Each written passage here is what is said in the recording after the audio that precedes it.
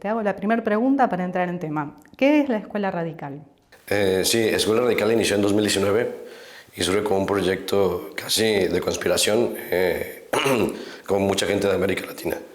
Eh, Aún recuerdo en 2019 hicimos un taller que se llamó Laboratorio Experimental, donde juntamos gente casi de toda América Latina y el objetivo era el entender esa diferencia entre cómo se piensa en Europa y cómo se piensa en América Latina.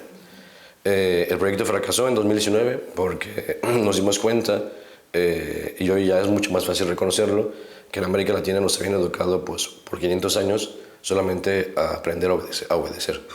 Mientras que en Europa había como toda una formación que hace que una persona pues, esté siempre con una postura crítica y digamos reflexiva. En América Latina parece que las tres conquistas eran primero las armas, ¿no? Que nos ganaron con guerras, la segunda la de la evangelización, que nos compraron el alma, ¿no? Y la tercera la intelectual, fundando todas las universidades de América Latina y enseñándonos un idioma y unos dogmas pues, que no nos pertenecían. Esa idea siguió en la mesa por muchísimos años, hasta el 1 de abril del 2019 es cuando logramos fundar ahora sí la Escuela Radical, que ahora parece que no fracasó, ¿no? Lo cual es muy bueno. Y además fue muy bonito porque sucedió, la fundamos el 1 de abril del 2019, que es justamente a los 100 años de la fundación de la Bauhaus.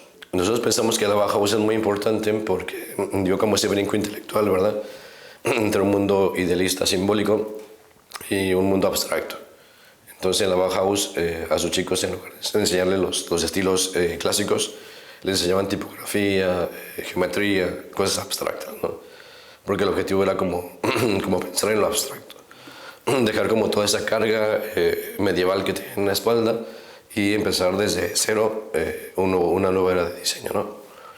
Y creo que fue una época muy buena. Sin duda las primeras décadas del siglo pasado fueron maravillosos y demostraron el músculo de esa generación intelectual, ¿no?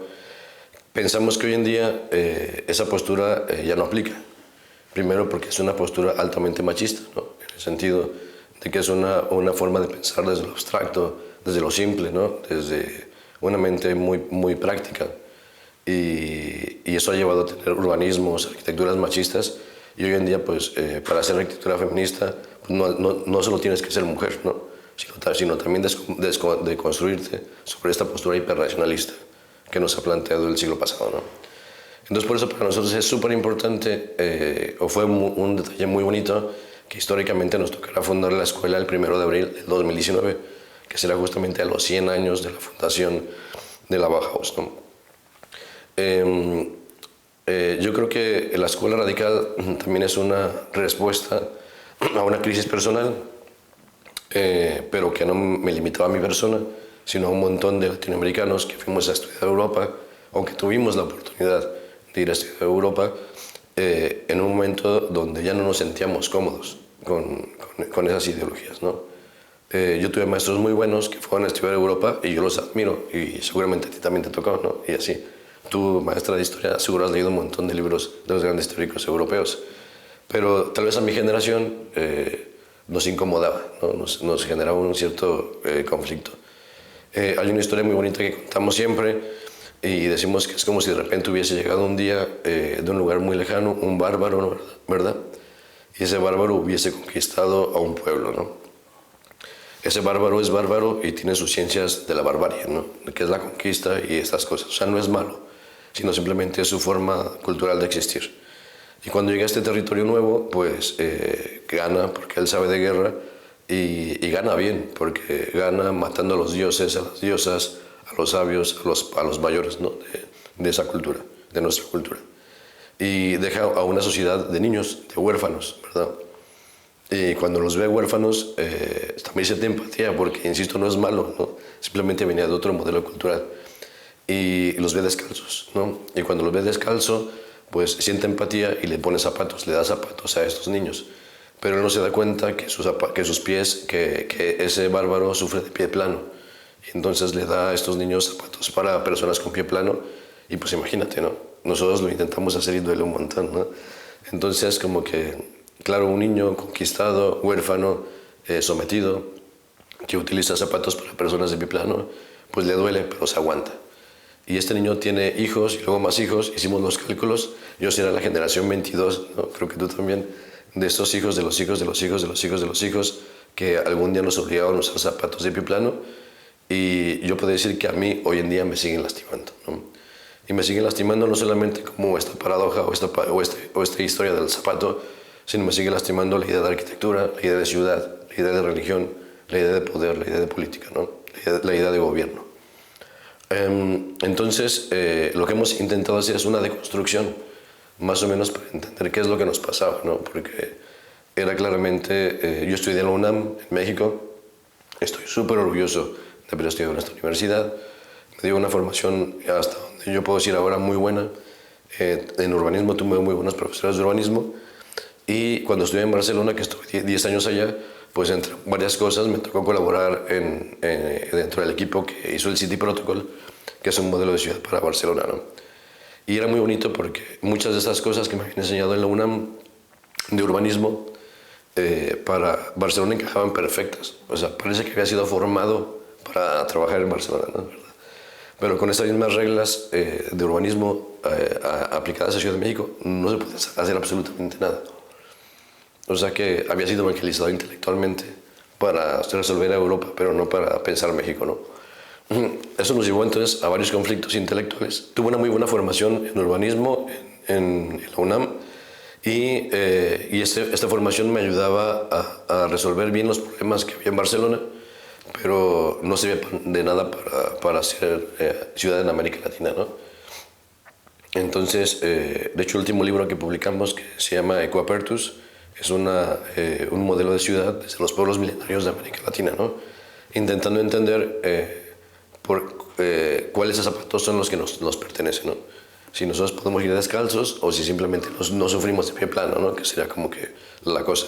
Hicimos un estudio antropológico y entonces nos dimos cuenta que en Europa el arquetipo social, o sea, la civitas, que es lo que genera una ciudad, tiene que ver con un contrato social entre sujeto y Estado, ¿verdad? Eso es muy importante en términos antropológicos, porque si tú entiendes que estás en sujeto-Estado, entonces entiendes que el urbanismo zonifique, ¿verdad? Porque el Estado europeo es la herencia del rey, ¿no? y del imperio. Entonces es normal que el Estado zonifique y diga esta zona comercial, zona habitacional y el rollo, porque el contrato está entre el sujeto y el Estado. Pero en América Latina el Estado no representa nada, o peor dicho, o mejor dicho, el Estado representa conquista, dictaduras, corrupción, hoy un narcogobierno, ¿verdad? Entonces, si tú eres del Estado ahorita, ya desconfiaré de ti, ¿no? O buscaré a ver si no me has robado la cartera, ¿no? O pensaré que quieres mi voto. Entonces, hemos entendido que en América Latina el contrato social está entre sujeto y sujeto. O sea, es decir, yo viajé hasta acá, estoy haciendo un esfuerzo por hablar, digamos, aunque tengo creo que un poquito de fiebre y estas cosas, porque tengo una amistad con Anita y con Marcelo, ¿verdad? Porque le tengo cariño a matéricos periféricos, no sé si me explico. La relación es sujeto-sujeto, ¿no? ¿Verdad? Entonces, entendimos que en América Latina la relación es sujeto-sujeto. Si tú tienes un arquetipo cultural sujeto-sujeto, entonces la zonificación es lo peor que puedes hacer. Porque cuando zonificas, lo que haces es que clasificas. Y al separar a los pobres muy pobres de los ricos muy ricos, lo que vas generando es una segmentación social. Y después del paso de unas décadas, lo que tienes es una ciudad súper insegura, con resentimiento y un odio social bien construido, ¿no? Y ahí te estoy describiendo casi todas las ciudades de América Latina, ¿no? Entonces, con eso hemos entendido que la arquitectura, tal y como nos estaban enseñando en las escuelas, o en las escuelas latinoamericanas, y cuando hablo de arquitectura, también tuvimos un conflicto, porque parece que lo único que puede definir arquitectura es un libro europeo, ¿no? Escrito hace mucho tiempo, o por alguien de europeo con papeles, ¿no? Y hemos decidido ya no pelearnos por esas definiciones y mejor pensar en definir arquitecturas, ¿no? Le pusimos una S al final.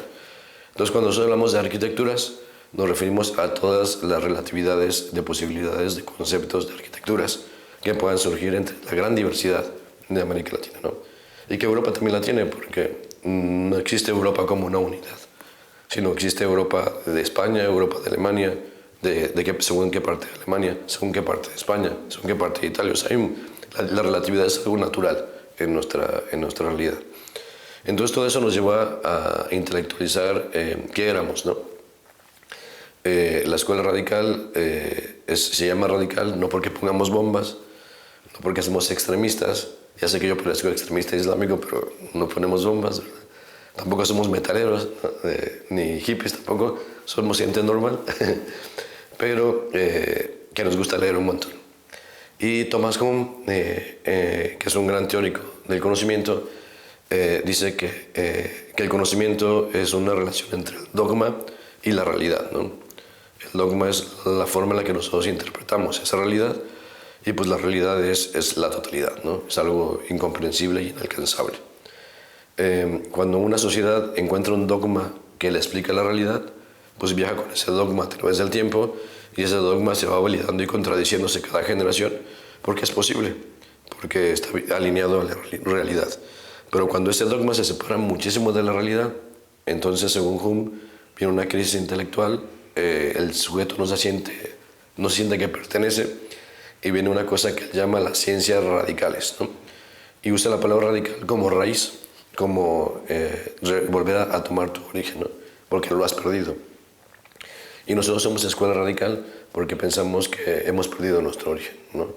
No solamente desde hace 100 años, cuando la Bauhaus estableció el racionalismo, insisto, altamente machista, como modelo intelectual del diseño, sino hace 500 años, cuando nos obligaron a creer en un Dios y a utilizar un idioma que no nos pertenece, ¿no? Hoy es diferente, ¿verdad? Hace unas semanas estuve en España, en un congreso en Valencia con grandes amigos, y un valenciano me decía, oye, te tengo que reclamar algo. Me decía, hostia, tío, te tengo que reclamar algo, ¿no? Y le decía, ¿por qué? Me decía, es que ustedes los mexicanos nos impusieron su idioma, ¿no?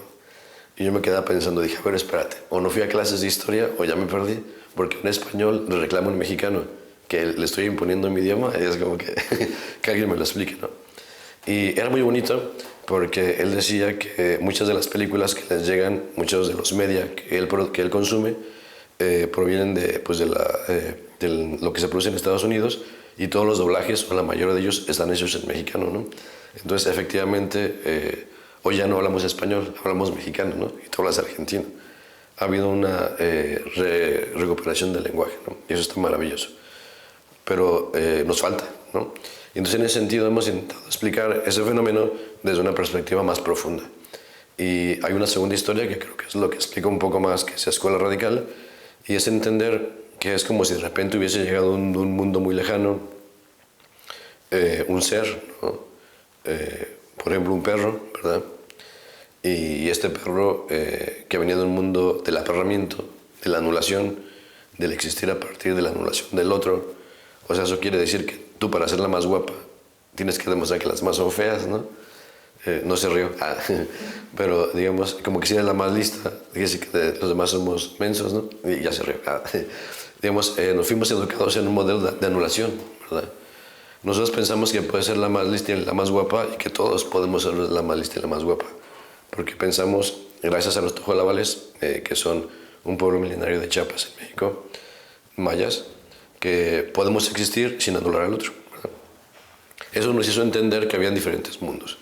Entonces, imagínate que viene un perro de ese mundo muy, muy, muy, muy lejano, que de repente está acostumbrado a la anulación, porque es un modelo cultural. Y llega a ese bosque mágico maravilloso y les dice a todos que ser perro es lo mejor que les puede pasar en la vida, ¿no? Y dice, si tú eres perro, bueno, olvídate, ya es lo mejor que te puede pasar en la vida. Y entonces este colibrí se despierta en las mañanas y se da cuenta, pensando que uno de esos seres sea un colibrí, ¿no? Imagínate que yo soy un colibrí, barbón, ¿no? Un colibrí que se despierta en las mañanas y piensa que es perro, ¿verdad? Entonces se da cuenta que solo tiene 2 patitas y se siente culpable por solo tener 2 patas. Entonces va y se compra prótesis, se inventa prótesis, se inventa un montón de cosas que lo corrigen, ¿no? Como que se siente culpable de ser chaparrito y moreno, ¿no? ¿Verdad? Pero también este colibrí se despierta y no ladra, ¿verdad? Porque su naturaleza es otra. Y entonces tienes al pobre colibrí pues pasando todos los fines de semana en sus clases de ladrado, ¿verdad? Porque si no pasa el TOEFL de ladrado, parece que tiene retraso mental, ¿no? Y también se da cuenta que el perro tiene pulgas, ¿no? Entonces pide en Amazon un kit que le venden pulgas, con alimento para pulgas, con shampoo antipulgas y un collar también antipulgas, ¿no? Y en las noches, cuando estira sus alas mágicas y se da cuenta que tiene alas, se siente culpable de las alas, porque un perro no tiene alas, ¿no? Entonces las reniega y las esconde, y las niega y las entierra, ¿no? Las define como algo pasado. Todo eso es lo que nosotros pensamos que nos pasa a nivel existencial en la dimensión de la cultura, en la América Latina, o en las Américas Latinas. Y desde esa perspectiva entramos en crisis otra vez y hemos entendido el por qué habíamos llegado a esa radicalidad, ¿no? De la raíz.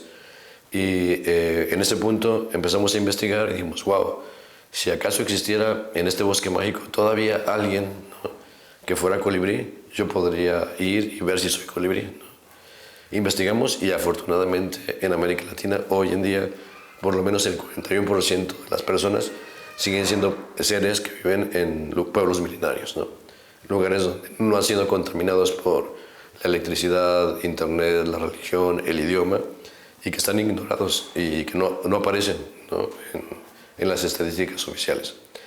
Y entonces lo que hemos entendido en la Escuela Radical es que si de repente nosotros íbamos visitando estos pueblos, ¿verdad?, estos hermanos místicos, de repente íbamos a poder encontrarnos poco a poco para saber qué es lo que somos, ¿no? Y ha sido maravilloso. Justo la semana pasada estuvimos en la aventura número 19 en Pituquisca y, o sea, todavía siento así la energía por dentro, ¿no? La próxima semana vamos a Ecuador con otro pueblo milenario y hemos estado con los Poconche en Guatemala, con los Nove, con los Brivi en Costa Rica, con los Huiva en Colombia, los mayas tojolabas, los Omi, los purépechas, los mazahuas y así. Un montón de pueblos milenarios que cada vez que vamos nos rompen la cabeza y nos hacen entender diferentes conceptos de arquitectura, diferentes conceptos de ciudad, diferentes conceptos de género, ¿verdad?, diferentes conceptos de espiritualidad, y eso pues es más o menos lo que hoy en día es Escuela Radical. Bien, y esta cuestión de que justamente están constantemente viajando, están aprendiendo de los demás, o sea, obviamente el aprendizaje también lleva para llevar después todo a la escuela, ¿no?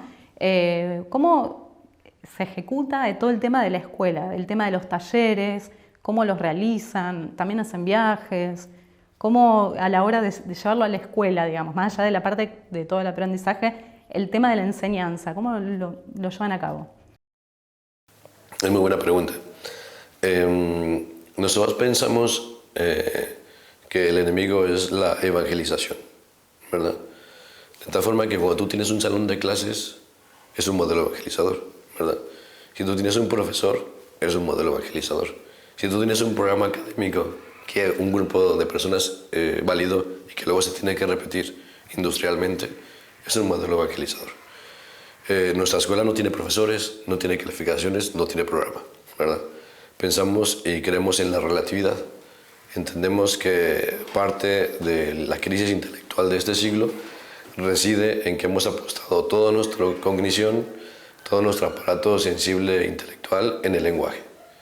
El lenguaje es importante, muy muy importante, si no ahorita no podemos estar comunicando, ¿no? Pero el lenguaje es solamente una parte pequeñita de la realidad. O sea, quiere decir que tú y yo tenemos una capacidad enorme de sensibilidades, ¿no? Y ahí ya ni nos metemos porque son horas de debate o de plática, pero el lenguaje es algo chiquitito. El conocimiento del siglo pasado solo se reduce al lenguaje, ¿no?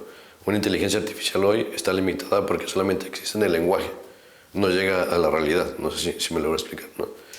Entonces, nosotros entendimos eso, y entonces cuando una persona se suma a la Radical, básicamente se suma a un viaje de 16 aventuras, ¿no? 16 aventuras porque los teóricos de la generación de Turing, ¿verdad?, cuando hablaban de las cajas lógicas, decían que un proceso lógico abstracto de 4 bits, por ejemplo, que sea una matriz de 2 por 2, ¿no?, de sí, no, tendría como sí, sí no, sí, no y no, no. Es una respuesta muy pobre o muy poco humana, si lo queremos ver así, para un procesamiento de un proceso de cómputo. La caja lógica mínima que encontraron fue en 16 bits, que es una matriz de 4x4. Teóricamente en 16 bits yo tendría la experiencia de tener cosas muy muy buenas y también muy muy malas, ¿no? Entonces la Escuela Radical o el programa que tenemos ahorita, que es la maestría, Son 16 aventuras a estos pueblos milenarios con la intención de que tú puedas explorar las buenas y las malas, ¿no? Porque hemos entendido que en el mundo, en la realidad, no existe un lugar perfecto, ¿no? O sea, pertenecemos a un universo altamente imperfecto, afortunadamente, ¿verdad? Y eso es lo que hace que nos movamos en cada instante, ¿no? Entonces hay cosas en las que tú vas a enganchar, porque a lo mejor eres jaguar, ¿no? O un puma, y yo no, porque a lo mejor soy colibrí, ¿verdad? Entonces del colibrí que no empate para ti, pues para mí sí empatará. Entonces las experiencias son diversas. Cada individuo en la radical va teniendo su propia construcción intelectual. En todas las aventuras tenemos sesiones teóricas todos los días, a veces 1, 2, 3 veces al día, a veces todo el día, ¿no? Donde participa la comunidad, una plática abierta, donde participa la montaña, que ya hemos tenido también a la montaña como gran teórica. Y después que pase la aventura, dejamos un mes, más o menos, porque preguntamos a todos los que fueron a esa aventura si están listos, y hacemos un acto, ahora sí, de lenguaje racional, donde preguntamos qué se asentó, qué sintieron, qué han pensado, y creo que ahí es donde ya viene como la parte que el mundo académico tradicional entenderá como conocimiento, ¿no? Aunque en realidad el conocimiento trascendental se queda en los chicos. O sea, hasta ahorita el 100% de nuestros alumnos y alumnas y alumnes se les rompe la cabeza. O sea, no cambian después que van a una aventura, ¿no? No pasamos lista, no hace falta, ¿no? Y no ponemos calificaciones, no hace falta.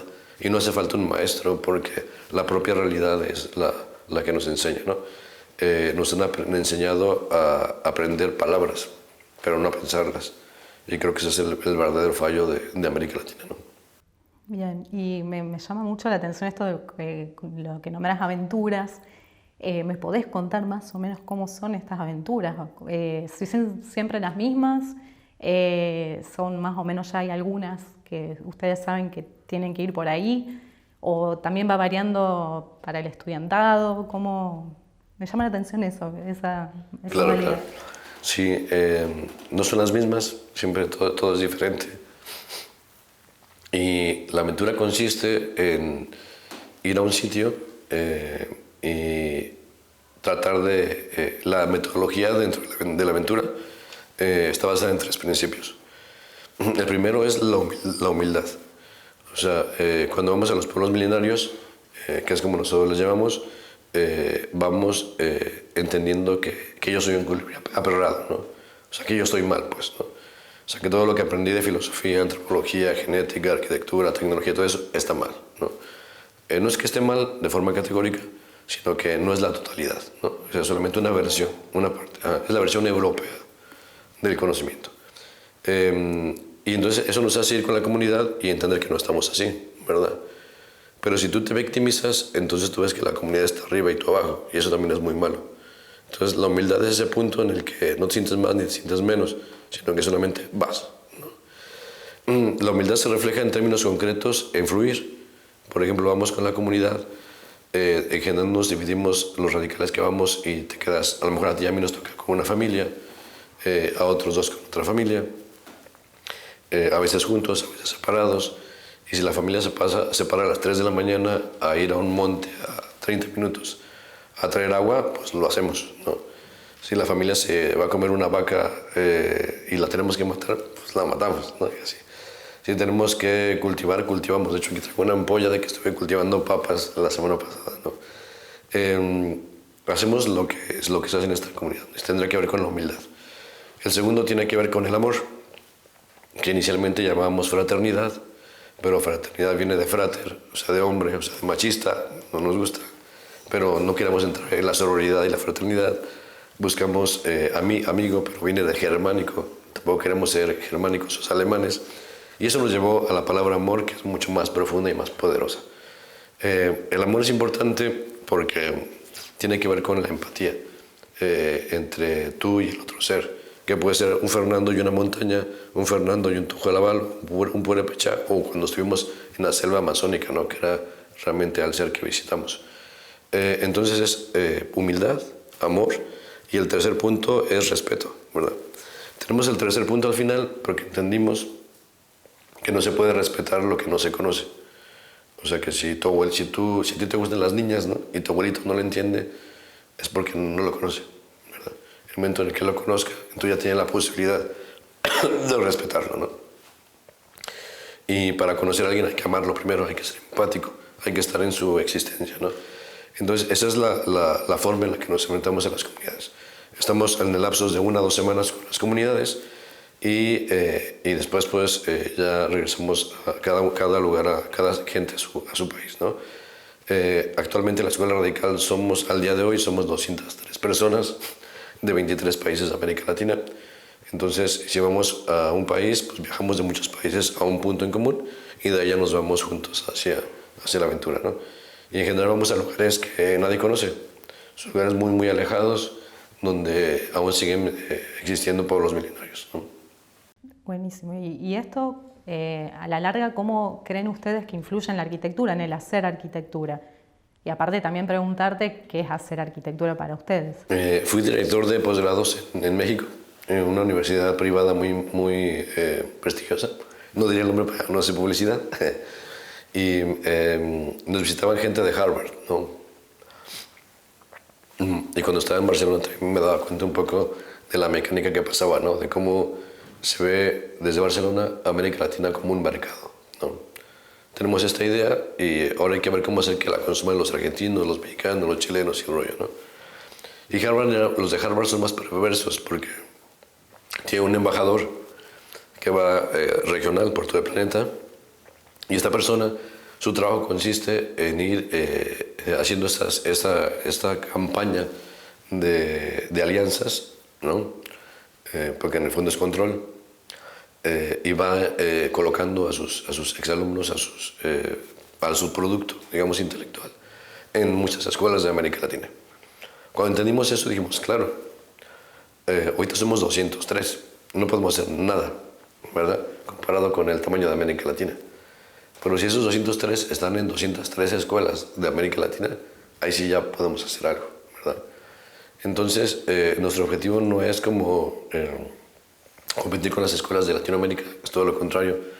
Tenemos una lista de acuerdos muy amplia, apenas llevamos 3 años y tenemos muy buenas relaciones con casi toda América Latina, porque el objetivo es que no nos interesa establecer un dogma. O sea, no me interesa que en Argentina se haga lo que yo digo, sino me interesa que en Argentina se pueda respaldar a una mente libre para que piense fuera de cualquier evangelización intelectual de las que hoy tenemos. Y eso entonces nos hace que la Escuela Radical ahorita está, no están creciendo, porque no nos gusta la palabra formar, ¿verdad? Están creciendo muchos intelectuales, muchas personas que ya poco a poquito estamos colocando en diferentes lugares estratégicos de América Latina, porque nosotros realmente lo que queremos es una revolución, por supuesto. Le íbamos a llamar revolución, pero no nos dejaban en la Secretaría de Educación Pública, por eso le pusimos escuela. Entonces, nos comportamos más como una familia. Nuestro grupo de WhatsApp es Familia Radical y todos sabemos que se refiere a la Escuela Radical. En los papeles oficiales dice Escuela Radical, pero en el fondo es una revolución declarada, pues. Tampoco somos como ocultos, ¿no? Sino sabemos que hay que cambiar los modelos y pues lo estamos haciendo, ¿no? Sí, veo como que el planteo no es una destrucción, sino una deconstrucción y formar parte para dar otras opciones y también plantearlas como otra opción. Ustedes ahora acá en Argentina, ¿cómo se están manejando? Pues es la primera vez que Escuela Radical pisa Argentina, ¿no? Yo estoy fascinado, la verdad. Creo que Matéricos Periféricos eran radicales antes de que nosotros fundáramos la Escuela Radical, lo cual me da mucha emoción, ¿no? No, me encantó. Justo le platicaba hoy en la mañana a Anita que me parecía fabuloso ver cómo la amistad, ¿no?, que tienen las personas que están ahorita de ponentes. Son amigos, ¿no?, de muchos años. Eso es Latinoamérica. O sea, eso es a lo que nos referimos con sujeto-sujeto, ¿no? El hecho de esos vínculos. Y eso está bien. También creo que nosotros, como bien dice, hacemos juicios no en modo de un niño rebelde que no entiende el mundo, ¿no?, sino más bien como un sujeto canoso, ¿no?, que ya se equivocó muchas veces y que ya empieza a darle forma a las cosas que entiende. Y en ese sentido, nuestras aportaciones son como de una deconstrucción, pero que, como bien dices, intenta sumar, ¿no? Pero sí una deconstrucción firme y no temerosa, ¿no? Porque creo que esa es una cosa que América Latina también tiene. O sea, nos podemos juntar y decir muchas cosas, pero somos temerosos, ¿no? Tenemos una deconstrucción que siempre me encanta contar, que tiene que ver con el habitar, ¿no? Si tú le preguntas a cualquier arquitecta y arquitecto qué es arquitectura, te va a decir que tiene que ver con habitar, ¿no? Función, forma y hoy sostenible, ¿no? Cuando estos dogmas los ponemos en la mesa de deconstrucción de Escuela Radical, nos damos cuenta que habitar es algo horrible, ¿no?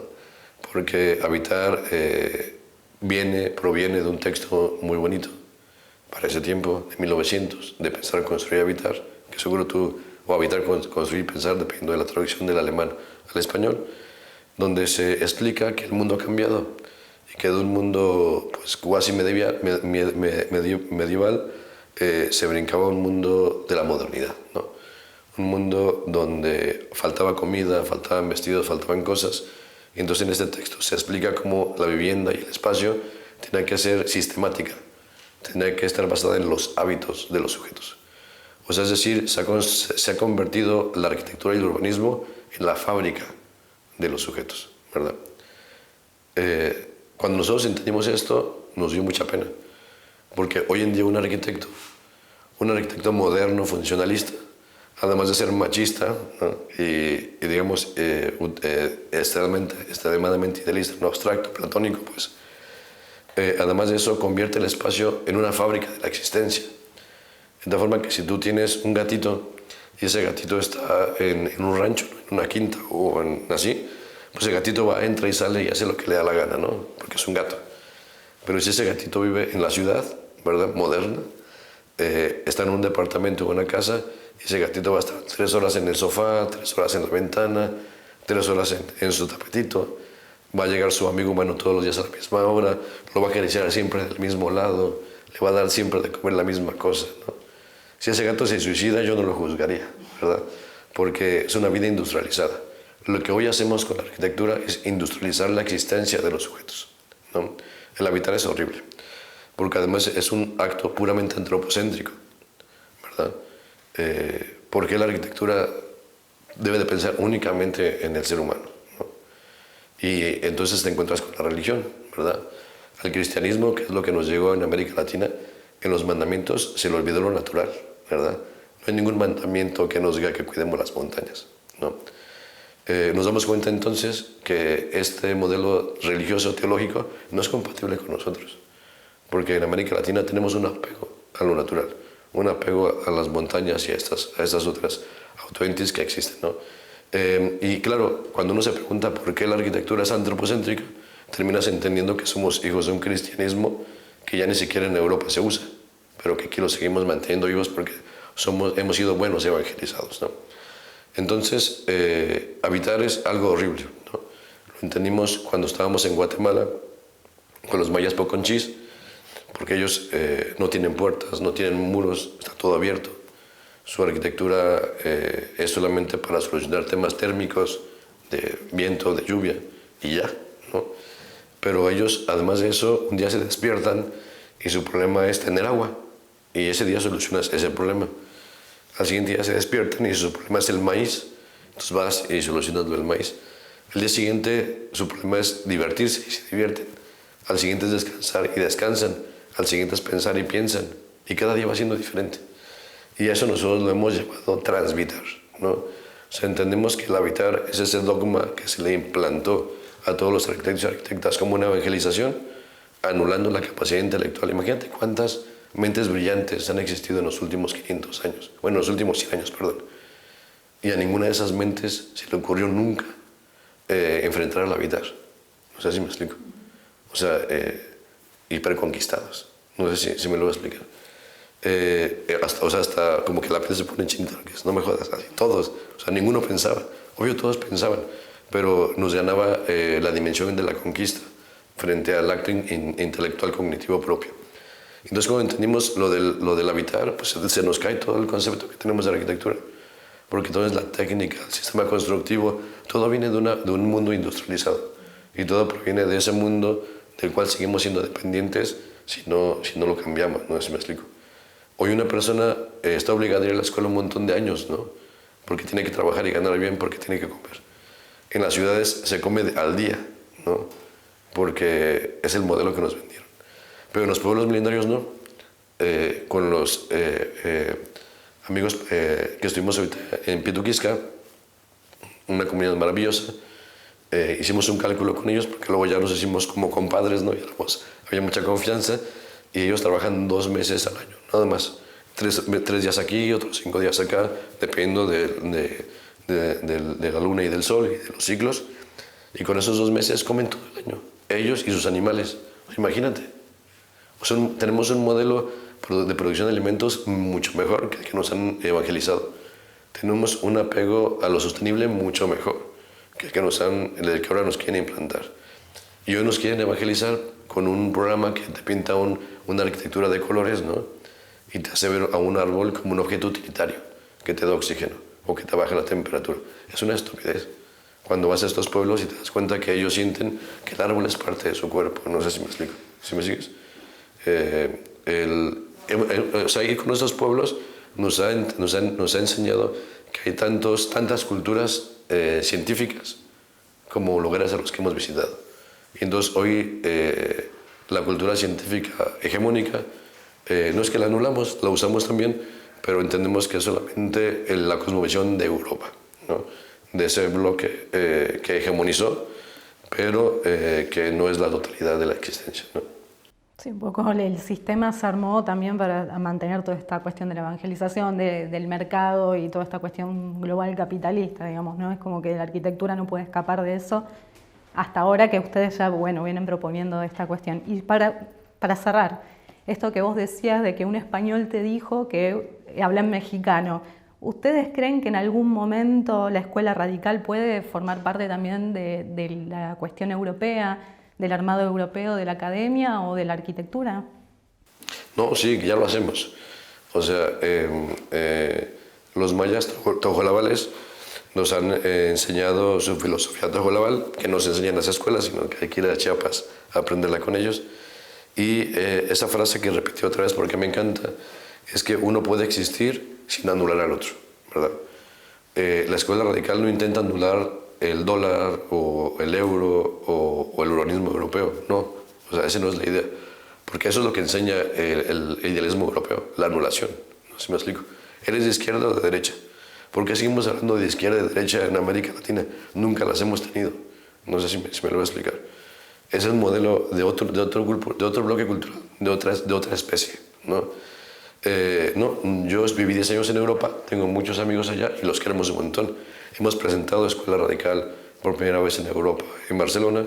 Hace unas semanas, un mes, fui a presentarla a Valencia y ya tenemos acuerdos con Barcelona, con Valencia, con Madrid y tenemos amigas muy queridas en el ATSAM de Madrid. De hecho, me han invitado en varias ocasiones a decir esto mismo, ¿no? Parecido, en un posgrado que hace sobre el cuerpo en Madrid, ¿no? Y era maravilloso porque de repente era un mexicano que se estaba conectando de un pueblo milenario con poquita señal, explicándoles que era Latinoamérica a un grupo de sujetos que estaban haciendo una maestría en Madrid y todos eran latinoamericanos, ¿sabes? Pero claro, tenemos ese modelo aspiracional de que si tu título dice Rey de España o de otro lado parece que pesa más, pero en el fondo creo que el conocimiento no está allá. No es que solamente está acá, sino que está en todos lados, pues. Eso se comparte y se valora. No tenemos una postura extremista en ese aspecto. Solamente que si algo anula, entonces sí lo denunciamos, ¿no? Como el habitar, como la función, como la forma y como todos esos juicios estéticos que nos han enseñado, ¿no? Perfecto. Bueno, muchas gracias, Fernando. Gracias a ti.